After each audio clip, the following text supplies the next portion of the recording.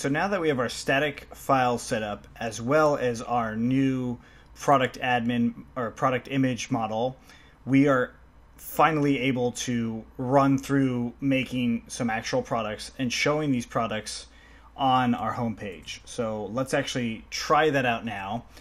So what we're going to do is we're going to open up our views where home exists, and we're going to put some of our products here. But in this case, we're going to put only featured products. So I'm actually going to grab this products right here, and I'm going to take off these context stuff, the request user and all that, place in products, set up context to being products. All right, so now if we look at home, we still see it's going to be the same thing, but let's actually look at home.html. So in products, home. So now we'll just say, we'll leave the Jumbotron for what it is now. And then below the Jumbotron, we're going to add in some content here. So I'll do div class equals to row. And in the div. And then I'll do for product in products. So we're going to list out the first product with the for loop. And product.title. Okay, so if I refresh, I see that there's product 1 here. I do notice that, well, I don't actually want it way over here. It's not lined up very well. So I want to actually do some changes. I'm going to cut out this Jumbotron, and I'm going to create a new block. I'm going to cut out the note for it too. And then create a new block, block Jumbotron.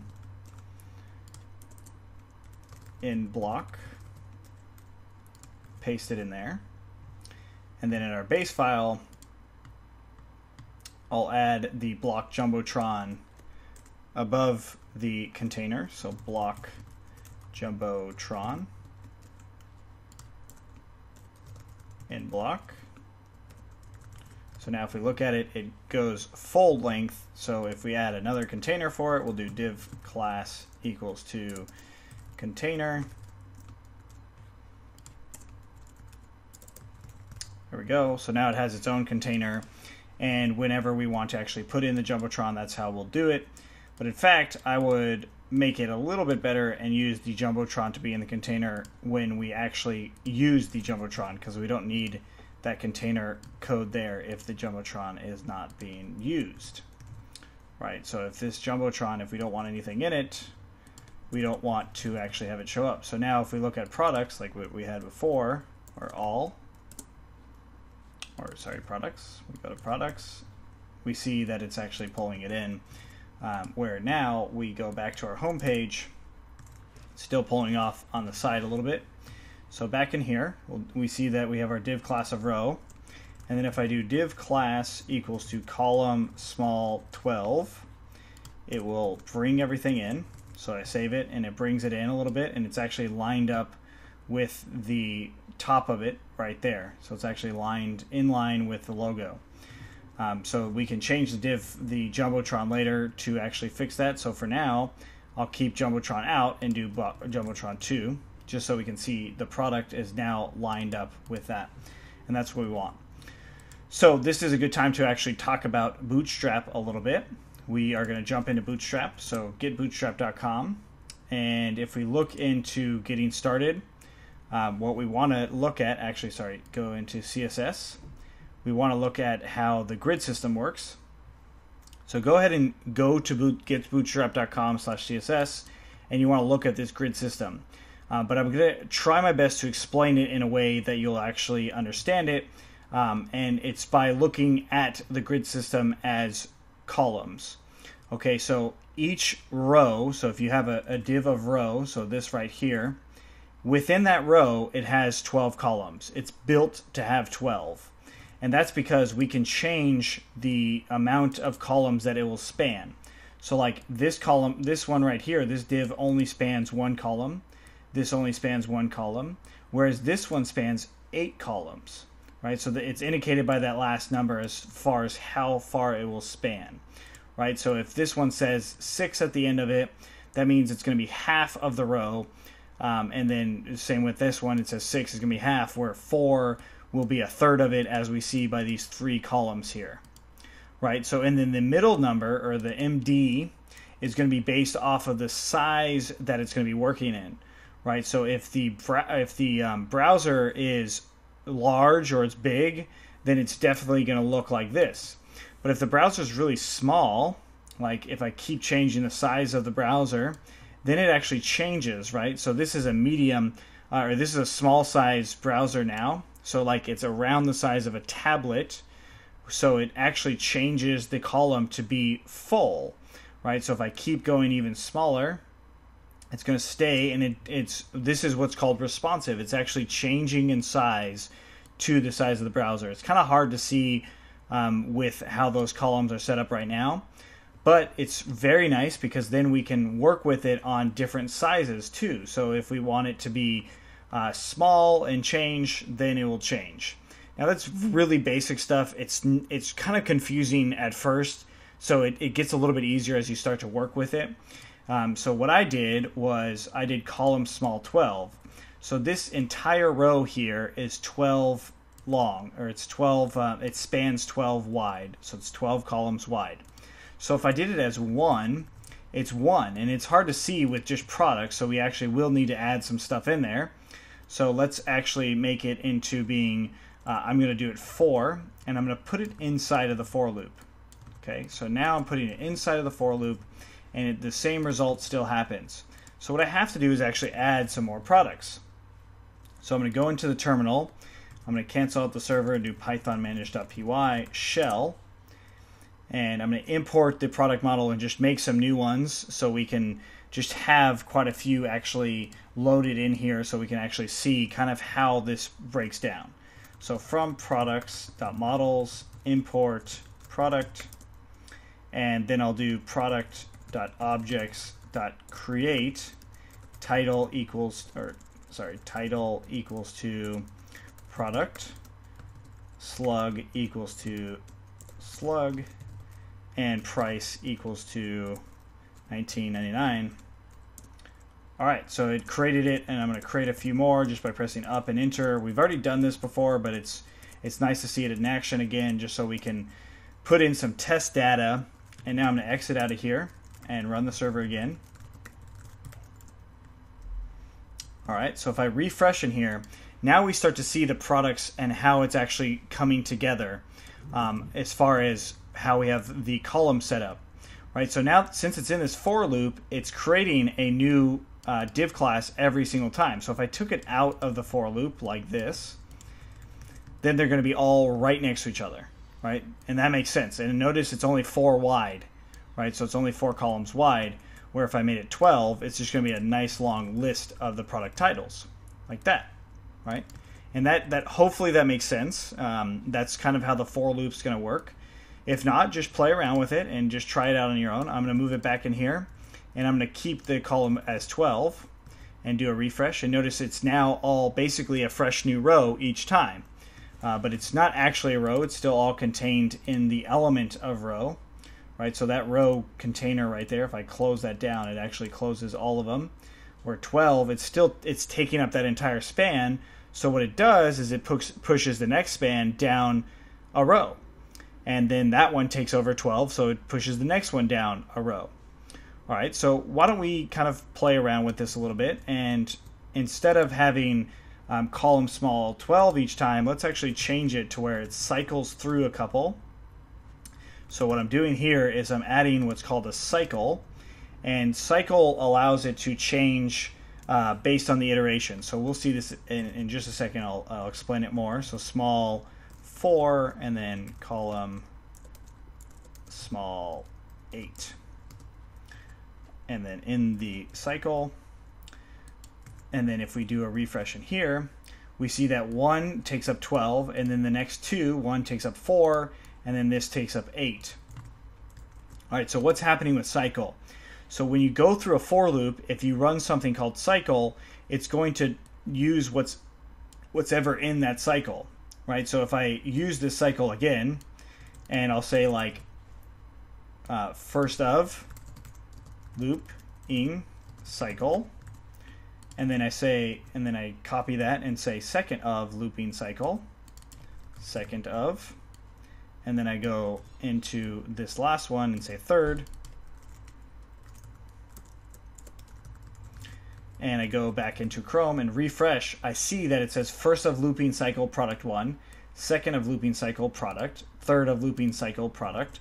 So let's actually do product ID instead of the actual product title so we can see it a little bit better. Do a refresh, and it says the first of loop, and it's going through. So each time it hits 3 loops, or on the third iteration it stops, right? So the first one goes through, it's going to be column small 12, and it'll say first cycle. The second one that goes through, it goes to second looping cycle. The third one that goes through, it goes to third looping cycle, and then it starts all over again if there's another item. So then it goes, then does the first looping cycle again, second looping cycle again, third looping cycle again.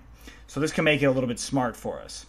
But for now, I'm going to get rid of this cycle stuff, and I'm just going to go with column small 4. So then if I go into here, it's now separated into 4 columns. And we have 17 items inside of products. So I have 17 products right now, and you can see that as denoted by each one. So each loop goes through and it's showing that particular item. All right, so now we can start really working with some of the stuff. So if we do product.title and then product.price, we could add description, but most of them don't actually have a description, so I'll leave it out for now. So it's going to be product, title, price, right? So we have product ID, product title, and then the price. And then all the other ones are basically the same because we created them as the same. Now the next thing that we'd want to do is we want to actually loop in our image for the product. And this is something that's really cool about foreign keys. So if we look at our in our models, we see that it's related by this foreign key. So that means that we can actually call product image very similar to how we call product.title. So if we look back into home, see how we have product.title, I can also call product image. It's just a little bit different. So product.image set.all. I'll explain that in just a second. So we save that and we refresh, and it looks as if our first product is the only one that has 3 images, and that makes sense because it's the only one that we actually uploaded 3 images to, and the other ones have all these empty lists, as should be expected because they don't actually have any images themselves. So let's think about this for a second. Product image is the same thing as our model name right here. So product is we're grabbing the product, and then we're grabbing the model name that's associated to it because of the foreign key, and then we're grabbing the set, right? So it's basically, here's another way to say it, is it's the model, and then model name with foreign key, and the set of it, and then all of those objects. Okay, so product is the original model that is connected to the product image model, and then we're going to get the entire set that is connected to that product model, and then we're going to get everything, right? And if you notice, we did not put product image inside of our view, right? It's not the context in our view, and this is what's nice about foreign keys. It has that relationship, so we can actually connect them together. All right, so let's actually play around with this a little bit, and I'm going to go through the loop of these. So for image in product.image.set.all, in for, I'll just say image, and we'll see what that is. If I refresh, it says product 1111, and that's the Unicode, if you remember. So if we go into our models, we see Unicode is going to get the product title. So this is grabbing the foreign keys title. So all we're doing is the reverse of that in our home.html. This is the reverse of what the Unicode's doing in a sense. But with .all, it's grabbing everything that's associated. So since it's a foreign key, it can have a lot of things associated to this. It can have an unlimited amount of images associated to this product, right? It's not a one-to-one field. So if we did one-to-one field, that means exactly what it sounds like, and that's one product image per one product. And that's not what we want. We want to use foreign key so we can have a bunch of fields to that one product. All right, so now that we have this, we can grab the image and we can grab whether or not it's featured. So let's try that out. So image.image, or let's instead change this to item so we don't get confused. It's the item in the for loop. So item.image. So this should give us a list or a link of where that image is located. So it does.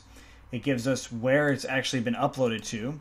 But it doesn't give us the full link, right? So if we try to link this in as an image, so image source equals to image.image, we're going to run into an error. So if I do that, we see 3 broken images. That's not right, right?